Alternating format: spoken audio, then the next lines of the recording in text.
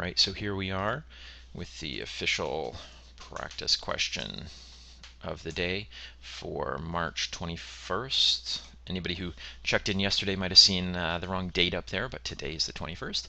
Yesterday was the 20th. And here we have a pretty straightforward fill-in question. Again, the key on these is keep your method sharp. Don't let yourself sort of be wishy-washy with it. So first thing, ignore those answers. You want to ignore the answers while you are focusing on the question itself. That gives you the best chance to have the meaning cold. So Allison had only blank knowledge of the recent legislation. Although she had glanced at a summary, she had not blank the details of the new law's many provisions. This one really hinges on, as always, some of the text in the question. So she had just glanced. If she had just glanced, then the first blank must be something like she had only, a tiny amount of knowledge, right? She didn't know it very well. So that makes the second blank something like she had not studied the details. Now, once we have that, remember, we can almost ignore the question and go straight to the answers. Doesn't matter what the sentence now reads, as long as we have words we like, we can go forward.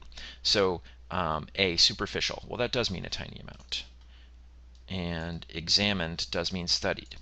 Again, everybody's vocabulary is different, so if you're not sure on superficial, that's totally fine, but this one certainly stays. Subjective does not mean a tiny amount. Sketchy does, so it gets a check mark for that. But vacated does not work, so it's kind of like one check mark, one X. It's good enough to get rid of it. Questionable might kind of work. I would keep it. And then endorsed does not mean studied. Endorsed means supported or given authority to. Cursory is a good vocab word. Cursory means done too quickly, and so this one definitely works, but opposed does not. And so we have 4 wrong answers, 1 right answer, and that's how it should work. Again, take your time coming up with good solid words, then go through the answer choices. Get rid of what you can. Nobody has a perfect vocabulary, so you're not going to be able to get rid of every single wrong answer on the test. Just get rid of what you can, take your best shot. So their hint for today, again, sort of points us in the right direction, but you can be more definite. So think about what kind of knowledge one would gain from glancing at someone.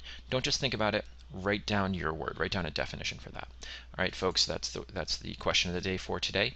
As always, if you have any questions for me about this or other stuff you're working on, you can email me at aaron@passportprep.net. As always, good luck with your preparation.